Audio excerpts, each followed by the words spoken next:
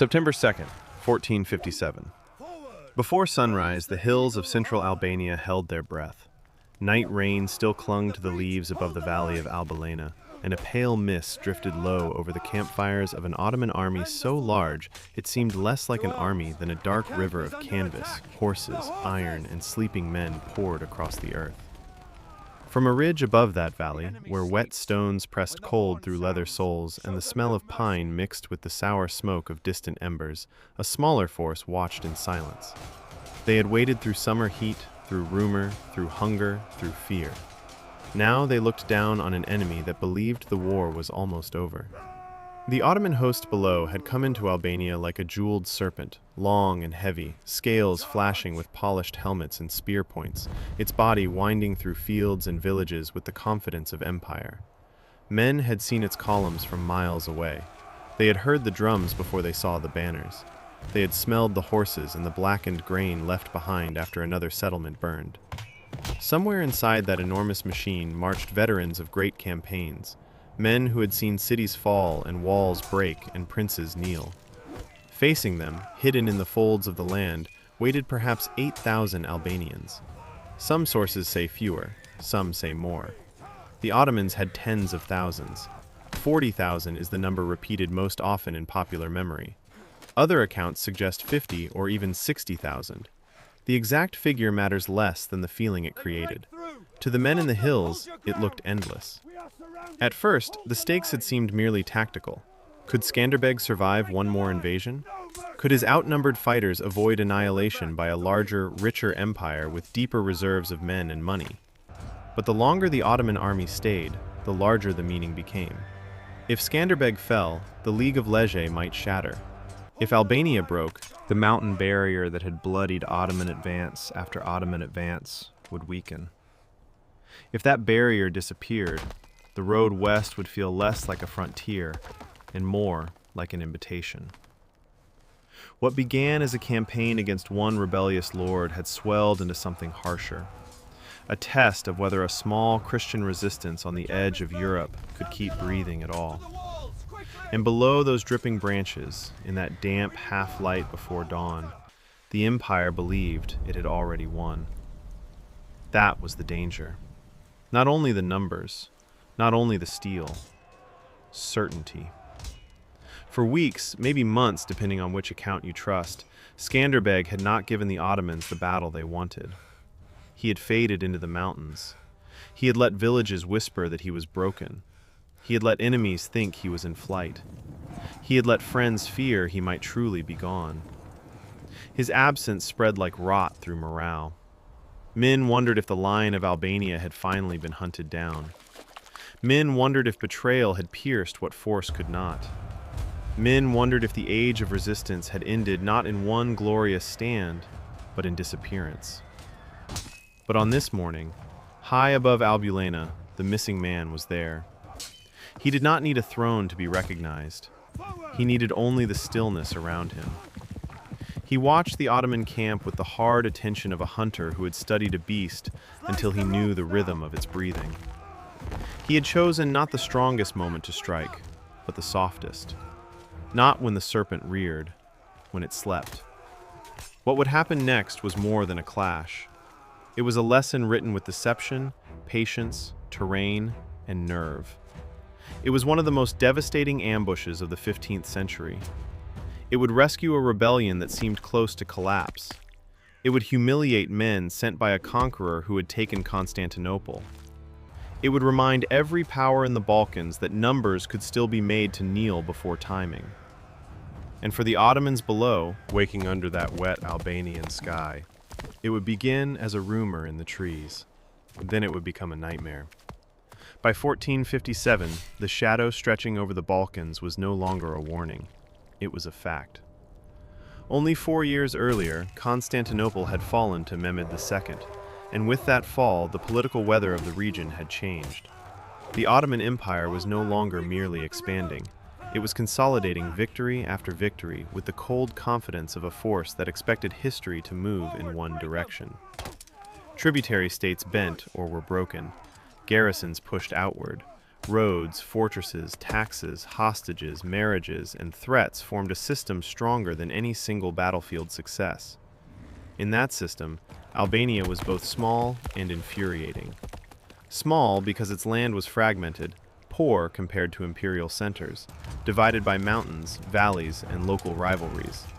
Infuriating because it refused to stay conquered. George Castrioti, better known as Skanderbeg, had spent years proving that resistance there could be organized, not just improvised. He had used alliances when possible, speed when necessary, and the terrain as if the mountains themselves served under his command. He had not defeated the Ottomans in every encounter, and no honest telling should pretend otherwise. But he had done something perhaps more impressive. He had made repeated invasion costly. He had turned Albania into a place where victory could never simply be counted by marching in. That was intolerable for Mehmed II. An empire can overlook a stubborn hill fort. It cannot ignore a symbol. And by the middle of the 15th century, Skanderbeg had become exactly that. To Christian Europe, he was increasingly the man holding a line larger states talked about defending, but often failed to support consistently. To local Albanians, he was both shield and gamble, the leader whose successes made hope possible, and whose failure would invite retribution on everyone near him. To the Ottomans, he was a public inconvenience made sharper by private insult. He had once served under their system. He knew its habits, its strengths, its assumptions. He used that knowledge against it. So the campaign of 1457 was not assembled in a vacuum. It was shaped by accumulated frustration. Ottoman commanders advanced into Albania not on an exploratory raid, but on a mission sharpened by expectation. They were there to crush the rebellion decisively, to find Skanderbeg, to ruin his credibility, to force submission either by battle or by exhaustion. The army sent against him reflected that purpose. It was large enough to intimidate before it fought, large enough to strip food from the countryside, large enough to spread out and still feel overwhelming. Two names matter immediately in this invasion. One was Ishak Bey Evrenos, an experienced Ottoman commander from a family with deep military connections in the Balkans. He represented imperial persistence, practical, seasoned, and dangerous because he was not reckless. The other was Hamza Castrioti, Skanderbeg's own nephew, who had defected to the Ottoman side. His presence cut deeper than any banner. Betrayal always changes the air around a campaign. It adds poison to calculation. Hamza knew the habits of Albanian war. He knew routes, personalities, patterns of trust. He knew how rumor traveled in mountain country. Even if later memory amplified his importance for dramatic effect, at the time his alignment with the Ottomans would have felt like a crack in stone. That crack mattered because Albania in 1457 was not invincible from within. Resistance coalitions are strongest in songs and weakest in silence. Men can gather under one banner when a leader wins. They begin to drift when invasion drags on, when crops fail, when fear settles into the bones of villages that must host fighters one week and enemy foragers the next. The League of Lege was not a machine. It was a political arrangement held together by common danger, personal loyalties, local interests, and the repeated proof that Skanderbeg could still defy larger forces. Remove that proof, and the arrangement could fray fast. The Ottomans understood this. They did not need to conquer every ridge. They needed to make resistance feel hopeless. So they moved through Albania with pressure instead of panic. Villages were raided, fields were threatened. The presence of the army did the work of 100 proclamations. It said, "Your protector cannot stop us. Submit now, or we will return larger." Each day, Skanderbeg failed to appear helped that message. Each rumor that he was hiding or broken helped it more. The empire did not merely bring swords, it brought atmosphere. Dread is a weapon, and large armies cast it naturally. That dread deepened as weeks passed. Skanderbeg did not rush into the open. He did not launch the sort of proud, immediate counterstrike that songs prefer. He disappeared. Or rather, he allowed it to seem that he had disappeared. Reports spread that he was in retreat. Reports spread that his men had deserted him. Reports spread that his power had finally cracked beneath the weight of a campaign too large to evade and too strong to meet. The Ottoman commanders, seeing no major Albanian army gathered to contest them, had every reason to believe pressure was working. But absence cuts both ways. It creates uncertainty in the enemy. It creates terror among your own. Imagine the Albanian countryside in those weeks. Not the map, the feeling. Women listening for hoofbeats before dawn. Priests lowering their voices when naming Skanderbeg in prayer, unsure whether to speak of him as a living defender or a fading memory. Men keeping weapons hidden near doorways while saying little at supper. Boys carrying water past strangers and trying not to stare at unfamiliar armor. Every day without a decisive Albanian answer made Ottoman strength feel more natural, more permanent. Every delay fed the possibility that this invasion was different from the others. And yet delay was the answer. Skanderbeg's genius in this campaign lay not in refusing fear, but in shaping it. He understood the emotional timetable of large armies. A massive invading force begins sharp. Officers enforce discipline. Scouts range carefully. Pickets watch tree lines. Commanders expect tricks.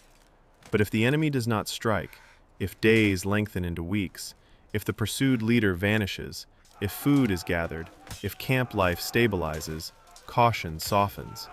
Men relax in increments. First, the jokes return. Then the posture changes. Helmets come off sooner. Horses are tethered more loosely.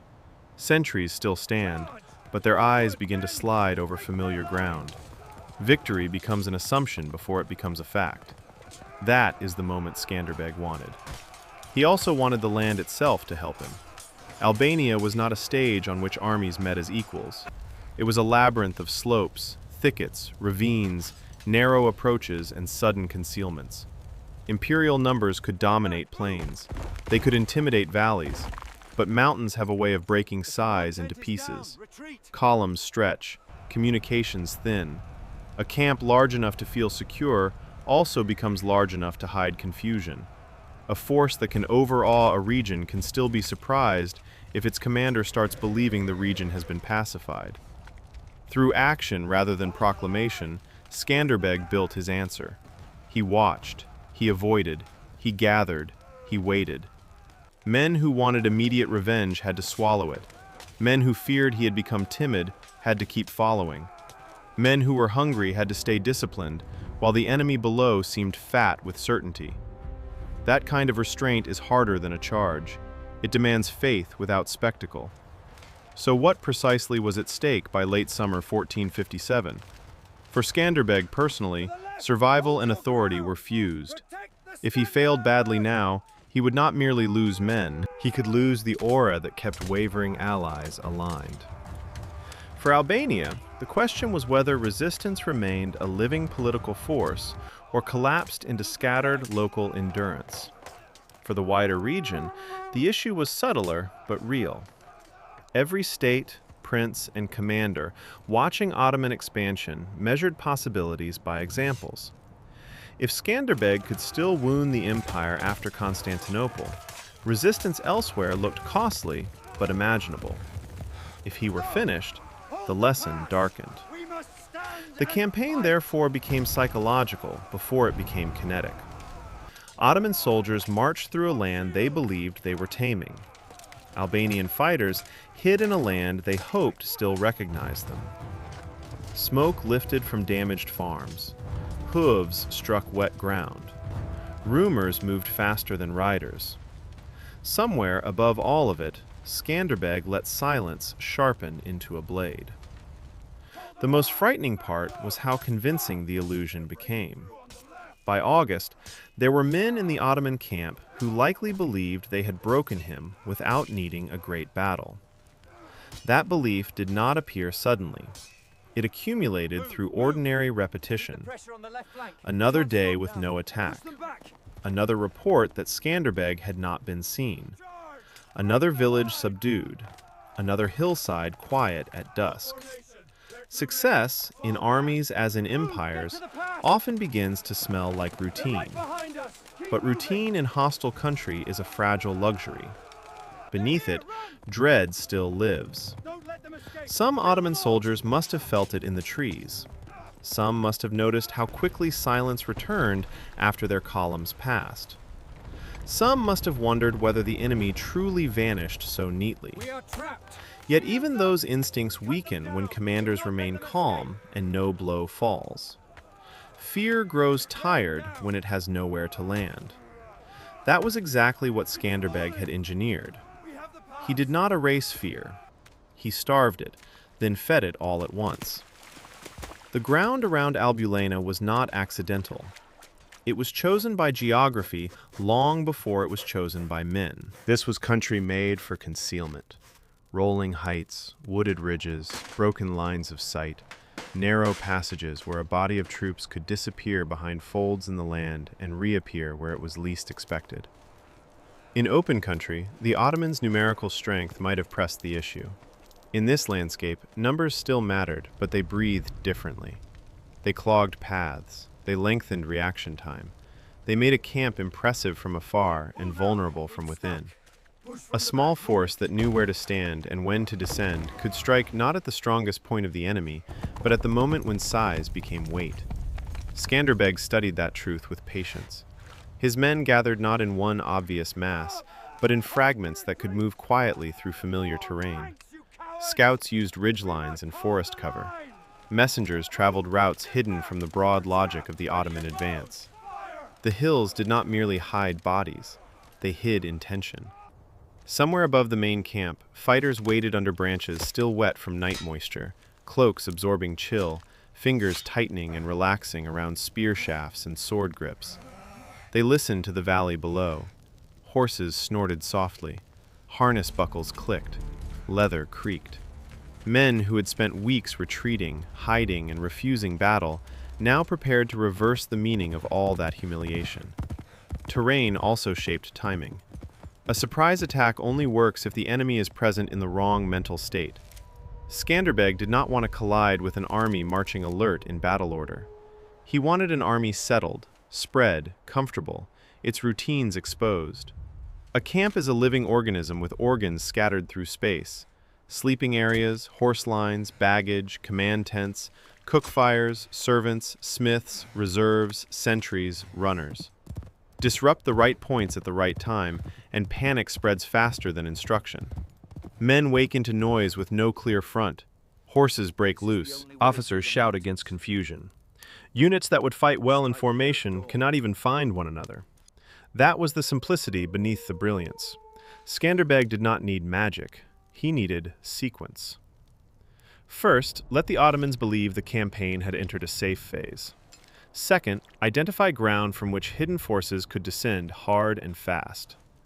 Third, coordinate multiple attack axes so that the first shock did not feel isolated, but total. Fourth, aim not only to kill, but to produce the sensation of encirclement.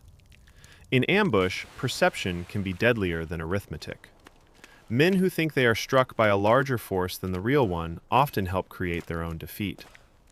The force composition on each side reveals why this mattered so much. The Ottomans brought strength in scale. Their army likely included cavalry, infantry, camp followers, logistical personnel, and the layered command structure expected from an imperial campaign. Exact unit breakdowns are uncertain in surviving accounts, and medieval numbers are always slippery, especially when later memory turns victory into legend. But no serious telling should strip away what is consistent across versions. The Ottoman host was substantially larger, confident enough to operate broadly, and equipped for domination rather than stealth. They had professional soldiers, disciplined elements, men accustomed to campaigning, bows, spears, swords, armor of varying quality, and the heavy confidence of having come from a state built to sustain war. The Albanians had something different: flexibility, local knowledge, speed, fighters accustomed to hard terrain, light cavalry that could hit quickly and exploit confusion, infantry able to move through hills and woods without turning every slope into a problem. They were not richer, they were not more numerous, but they were adapted. An adaptation in familiar country is a kind of hidden reserve. As the moment approached, weapons were checked in near silence. Leather straps were tightened. Blades were wiped. Bowstrings were inspected for dampness. Men murmured prayers, not because prayer erased fear, but because fear needed shape. Some crossed themselves, some kissed medallions, some said nothing at all and stared into the dark. The night before battle always strips titles from an army. Beneath banners and plans, there are only bodies waiting for dawn and wondering if they will still be breathing by noon. What did the Albanian fighters think that night? Not in slogans, in fragments. They thought of villages already raided. They thought of wives, brothers, fathers, sons. They thought of rumors that their enemies believed them broken. Some probably felt anger at having hidden so long while invaders moved almost freely. Others likely felt relief that the waiting might finally end. Hunger, damp cloth, sore legs, the metallic taste of anxious saliva, the awareness of another man breathing nearby in darkness. These are the truths under strategy. Far below, the Ottoman camp lived in a different emotional climate. There was caution, yes. No army in hostile territory sleeps without some edge. But prolonged dominance changes posture. Fires burn more openly. Laughter comes easier. Victories are discussed before they are completed. Men clean gear with the relaxed tempo of those who think they will need it soon, but not immediately. Commanders still issue instructions. Sentries still stand. But the army no longer feels hunted. It feels established. That difference in feeling was the battlefield before the battlefield. Somewhere in those final hours, Skanderbeg made the decision that turned concealment into action. We do not need a theatrical speech to understand the moment. It is enough to picture him on elevated ground, seeing campfires dim, hearing the valley settle, knowing he had preserved his force through doubt, and now had one chance to convert patience into shock. He had to judge distance, fatigue, morale, signal, and timing. Too early, and the Ottomans might recover into organized resistance. Too late, and daylight would expose hidden movement before impact. Too narrow a strike, and the enemy might contain it. Too broad, and coordination could fray in darkness. So he chose the hour when sleep is thickest, discipline slowest, and fear most sudden. The plan relied on division without fragmentation. Albanian forces would not crash down in one blind mass. They would descend in coordinated thrusts, striking from different directions so that the first cries in the camp would not sound like an isolated raid, but like disaster arriving from every side. The key was not just speed, it was simultaneity. The Ottomans had to feel the world around them breaking before they had time to name what was happening. That required men to trust not only their leader, but one another. In rough ground, at low light, one failed signal can turn surprise into confusion. One unit attacking too soon can warn the camp. One commander hesitating can create a gap. Yet this is where campaigns of hardship either collapse or harden. The Albanians had endured long tension for this single release. Waiting had prepared them as much as drilling. The sky before dawn turned from black to charcoal. Mist thickened in the low ground. The camp below became a blurred geography of tent lines, horse clusters, stacked gear, and watchfires dying into ash-red circles. A bird called once in the trees, then nothing. Silence before violence is never empty. It is crowded with futures. Some Albanian soldiers would live to tell how the valley looked in that hour. Some would die before daylight fully opened. Some would later remember only fragments: wet grass against the hand, a commander's whispered order, the cold weight of a spear, the sound of their own blood in their ears. Then the signal came. The battle began with sound before it began with sight. A shout ripped across the damp morning, then another. Then the crack of movement from the hills as men surged downhill through brush and open patches, metal striking metal, hooves churning mud, blades drawn into air that had moments earlier belonged only to sleep and mist. The first sensation inside the Ottoman camp was not understanding. It was rupture. Men woke to noise pouring from different directions at once. Horses jerked, strained, screamed. Tethers snapped. Tents shook. A sentry's warning turned into a chorus of alarm before it could become a report. The Albanians hit fast. That speed was everything. From the ridges and cover above, they descended like a landslide of iron and breath, not because they were literally endless, but because in those first moments they seemed to be everywhere. The Ottomans had believed the enemy absent, But absence had only been altitude. Now that hidden presence crashed downward with the terrifying force of a secret finally revealed. The first Ottoman reactions were scattered. Some men reached for weapons before standing. Some stumbled from tents half-armored, blinking into fog and confusion. Some ran toward the noise, only to meet it closer than expected. Officers shouted for formation. But formation requires orientation, and orientation was exactly what the ambush destroyed. Attackers appeared where the defenders had last assumed safety. A camp that had been a symbol of imperial stability turned, in minutes, into a maze of half-seen threats. By the first gray wash of dawn, the valley no longer felt like a camp. It felt like a trap closing. The Albanian attack did not depend on elegant lines. It depended on momentum and repeated shock. Skanderbeg's men struck vulnerable sectors, pushed inward, and made sure the Ottomans could not reduce the event to one breach. Noise did part of the work. So did terrain. Echoes from the slopes and woods inflated the attack. Men hearing combat on one side of camp, then hearing it again from elsewhere, could easily imagine encirclement before it was real. Panic multiplies through misreading. But panic alone does not destroy an army this large. Pressure had to become sustained violence. So the Albanians kept pressing. Cavalry exploited open lanes where they could.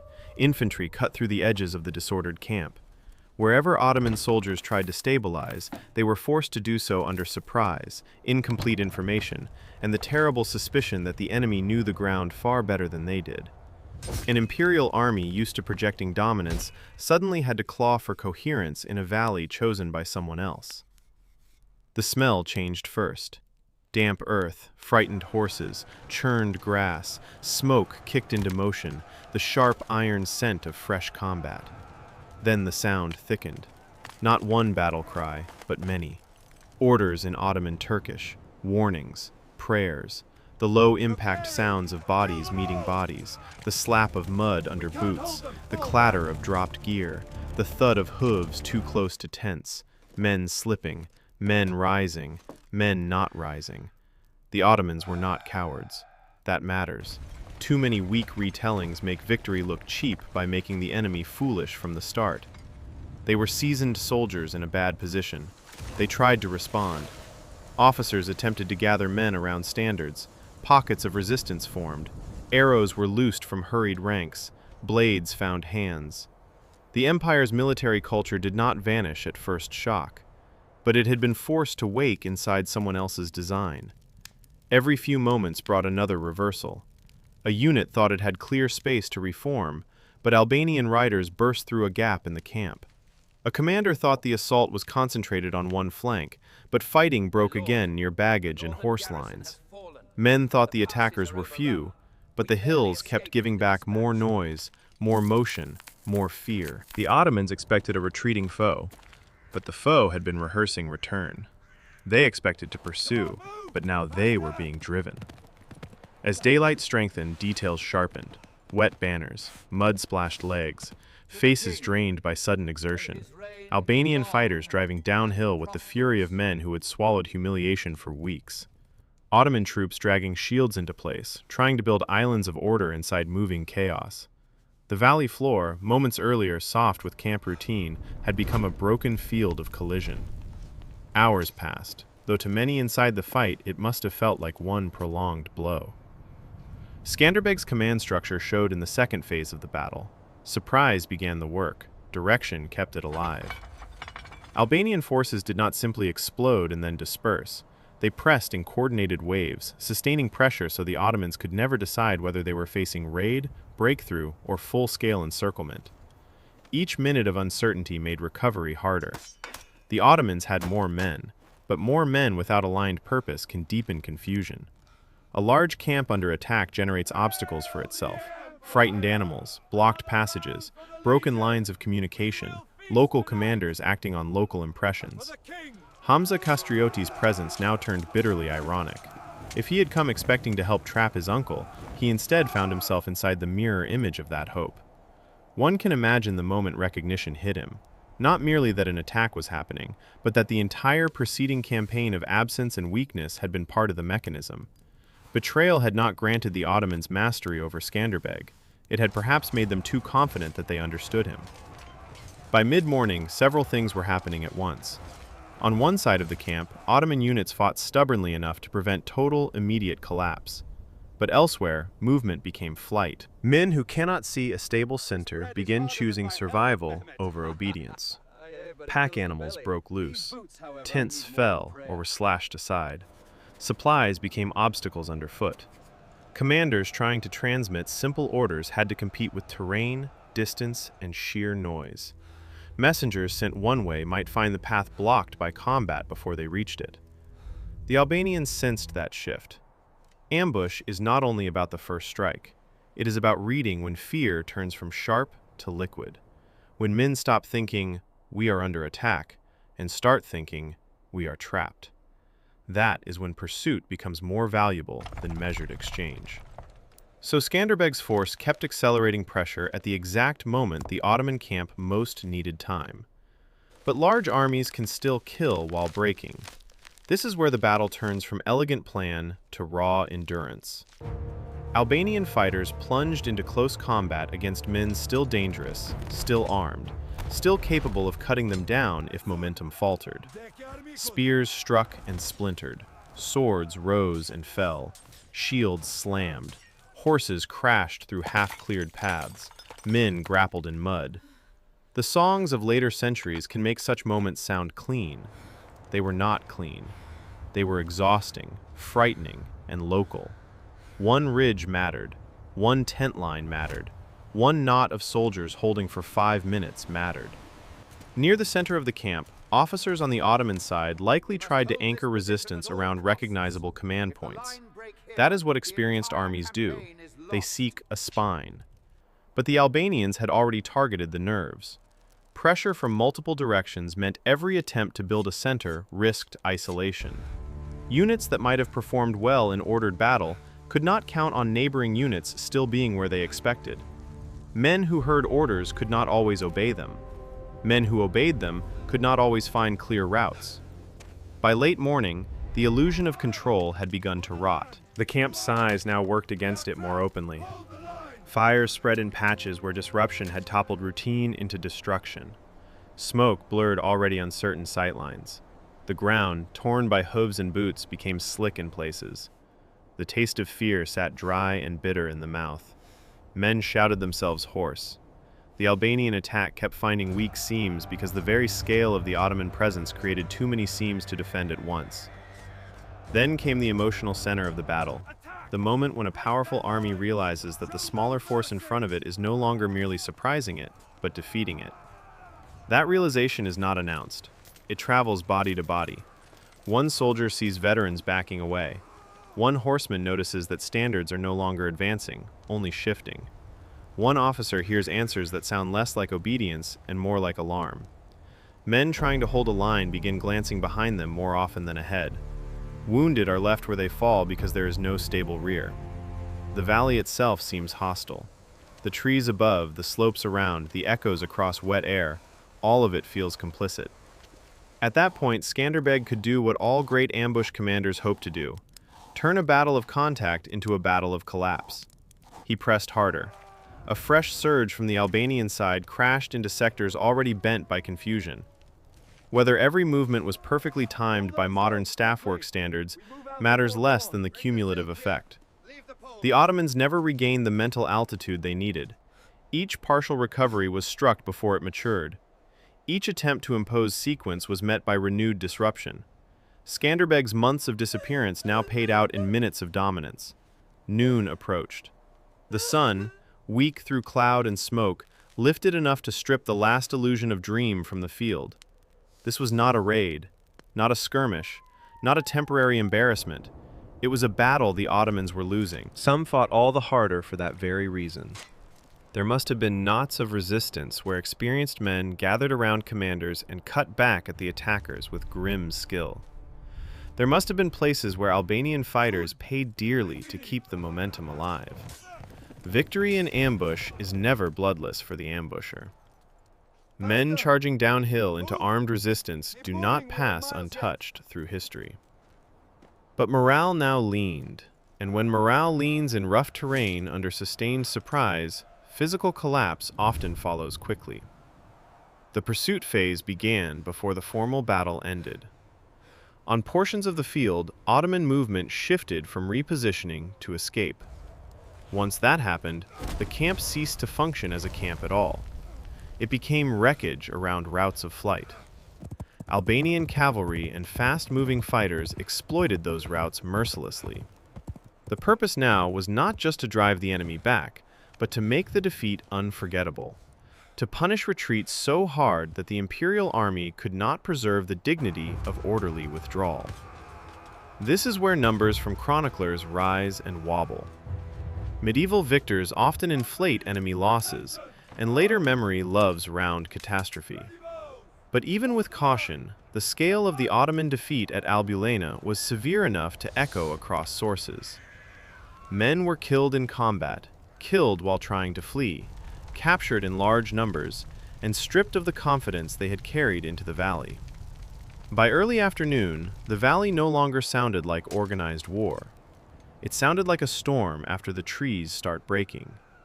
The Albanians overran sections of the camp, seized supplies, and shattered the image of imperial invulnerability that had been built over the preceding weeks. Horses without riders tore through smoke and debris. Discarded shields lay beside broken gear. Commands continued somewhere, but more and more of them belonged to men already running behind events. The Ottoman army had not simply been attacked, it had been psychologically inverted. The hunters had woken as prey. Somewhere amid that breaking field, Hamza Castrioti was taken.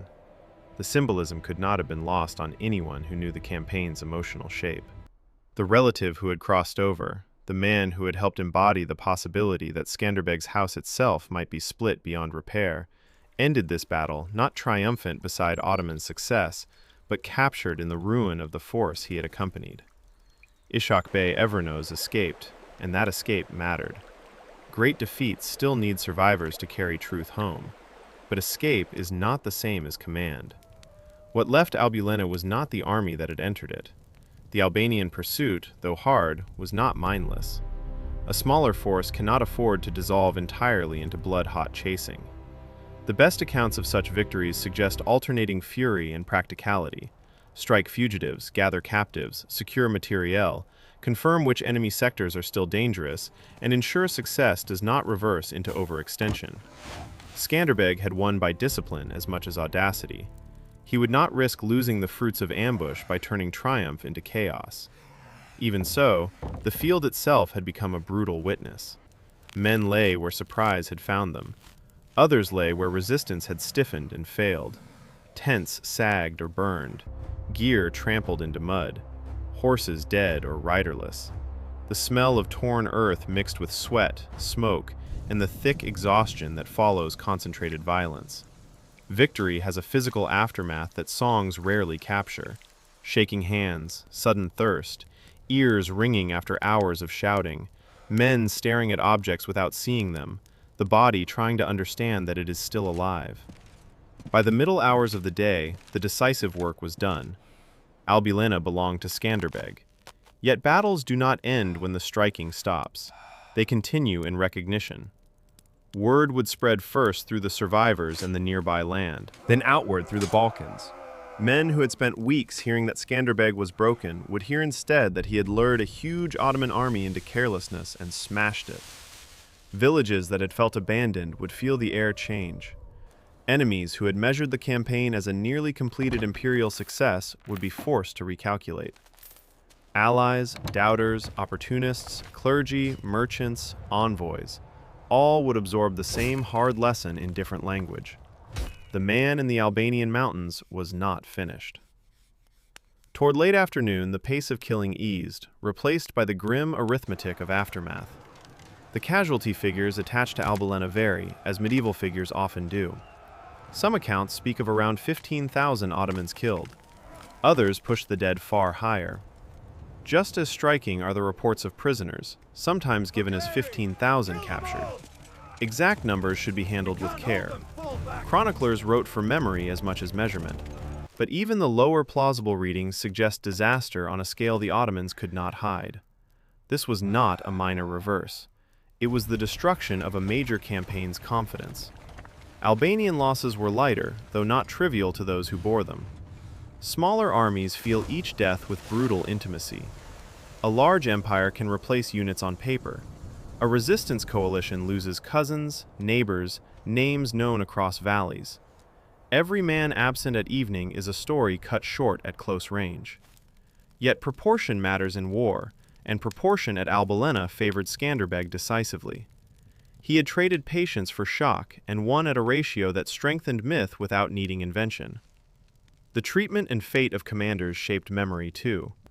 Hamza Castrioti was captured alive. That detail survives because it satisfied narrative hunger as well as political reality. Betrayal caught, kinship inverted again. Whatever personal bitterness lived inside that capture, the public meaning was obvious. Defection had not unlocked Albania. It had ended in humiliation.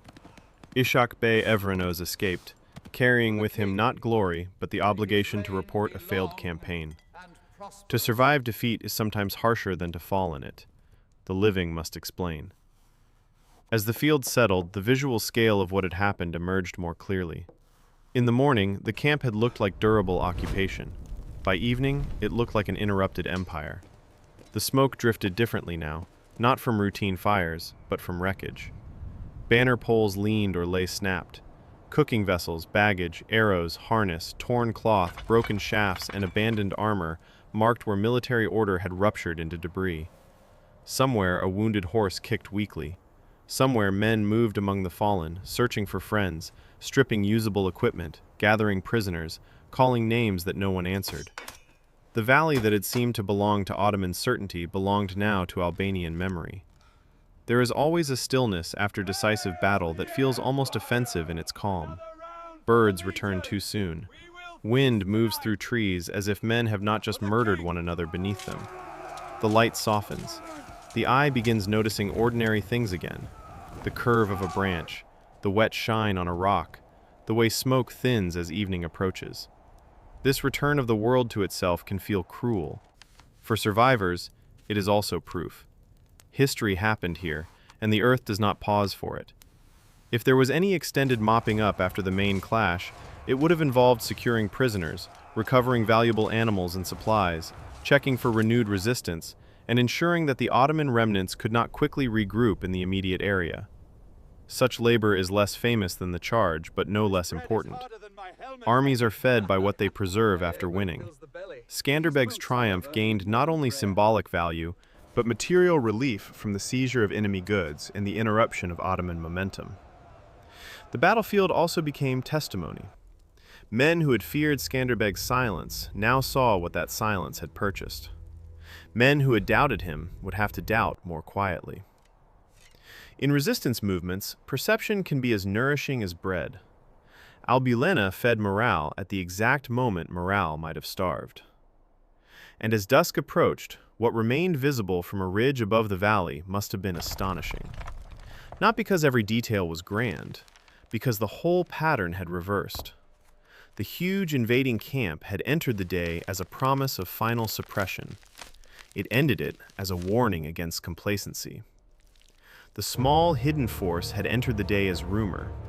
It ended it as the author of one of the most punishing ambushes in the region's memory. Victory, however, always asks the same question afterward. What does it change beyond the field itself? In the immediate sense, Albulena rescued Skanderbeg from a dangerous political moment. Had he remained hidden without striking, absence might have hardened into weakness in the eyes of allies and subjects alike. Instead, he reappeared with violence so effective that his disappearance itself became part of the legend. He had not vanished because he was broken. He had vanished because he was preparing the exact conditions under which a smaller force could mutilate a larger one. That distinction transformed morale.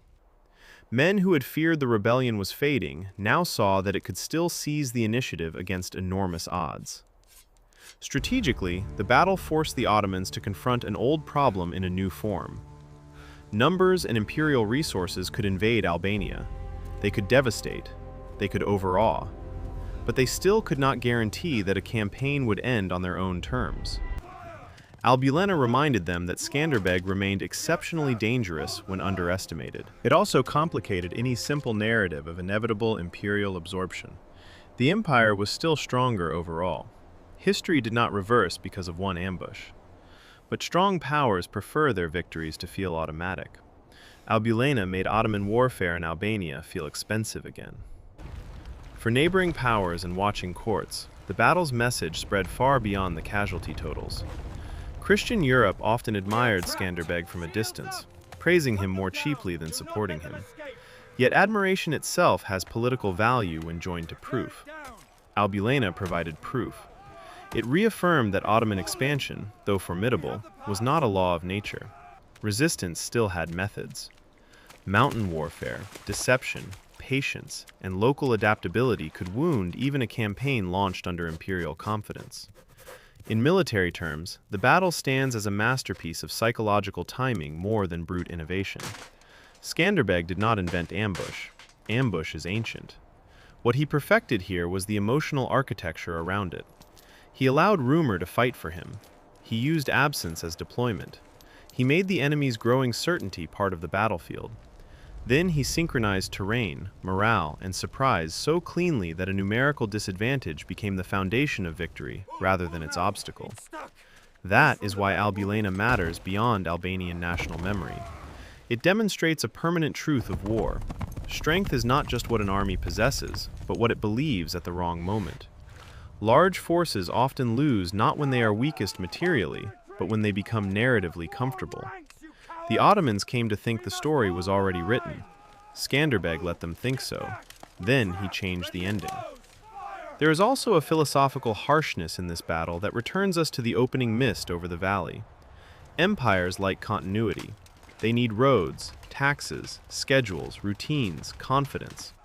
Resistance, especially outnumbered resistance, often survives by breaking continuity, by making time uncertain, by making roads unsafe, by making confidence feel fragile. At Albulena, continuity itself was ambushed.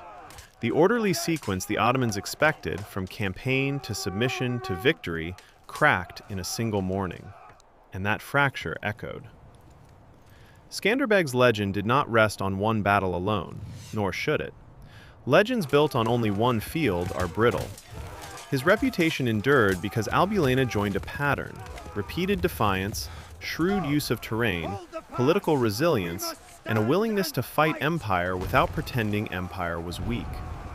But among those many episodes, Albulena shines with particular force because it came at a moment when despair would have been understandable. It is one thing to win while rising, another to disappear, let even your friends fear the worst, and then return with the trap already closed. Centuries later, the valley is quiet. No Ottoman camp stretches across it now. No hidden Albanian force waits under wet branches for dawn. The smoke is gone. The shouting is gone. The horses are gone. Grass grows where men once ran half awake into steel. Trees stand where fear once echoed. Travelers can pass through land like that and see only slopes, weather, distance, and the ordinary patience of earth. But places remember in another register. Not with noise, with shape. Albulena remains the shape of a lesson. An empire arrived certain. A smaller force vanished.